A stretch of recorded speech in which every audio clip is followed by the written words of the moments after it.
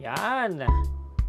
Kikita natin ngayon, tayo ay mag-unbox ng Allen Heath Qu5 digital mixing console. By the way, nagpapasalamat ako. Number 1, syempre sa Allen Heath Digital Consoles International and JV Music for providing this latest digital mixing technology system by Allen Heath. By the way, tignan natin, no? Yung ating mga inputs. Meron tayong physical na 16 microphone input. So, you can expand this using a digital stage box up to 32 microphone inputs and additional outputs also for in-ear or stereo in-ear monitoring for our music team or for our bands, okay?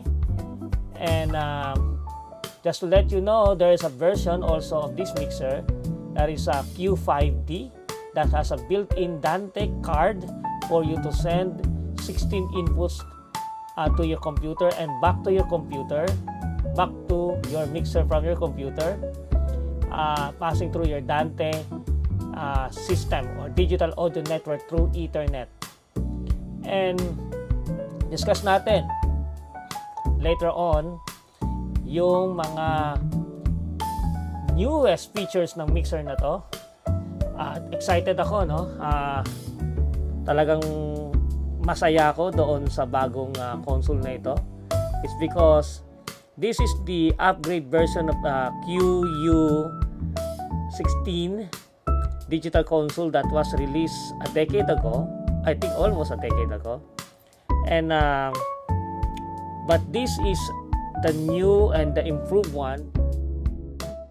What you can find in your CQ digital portable mixing console na gain assist and feedback assist ay meron na rin dito.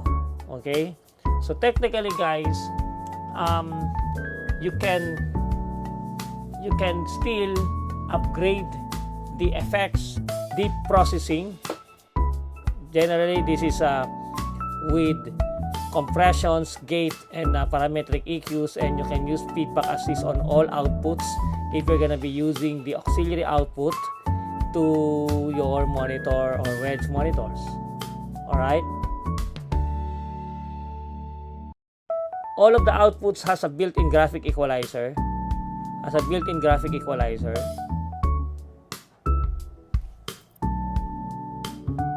For you to tame down. Yan ang makagandahan nito, lahat ng outputs. If you're gonna be comparing this with the mixer that you always see in the events, this is better than that. It's because of the ecosystem, the FPGA ecosystem compared with the other one which is only DSP, that you could link this and communicate this mixer to the higher and mid-level digital mixing console of Allen Heath that includes the D-Live, the Avantis, and the SQ series. Okay, and also, as I said earlier, what we are seeing right now, you can upgrade, I mean your effects rack if you're gonna be availing the upgrade version of the FX series. Okay, so what you see right now is we're gonna be using the feedback assist for you to tame down the feedback on the monitors.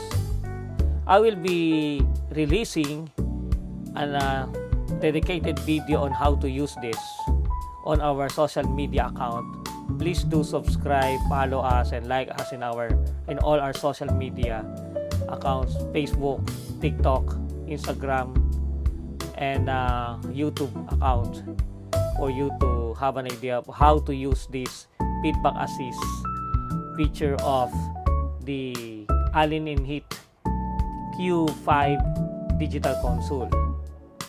I hope that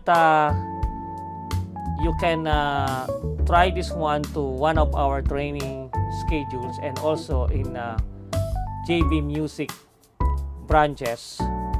And please do let us know if you have questions or need some assistance about this mixing console for you to have more in-depth idea on how to use the console. I hope that this quick video will help you, and please do message us or comment your questions about the mixing console. Okay? Thank you, and I hope to see you soon. God bless, guys.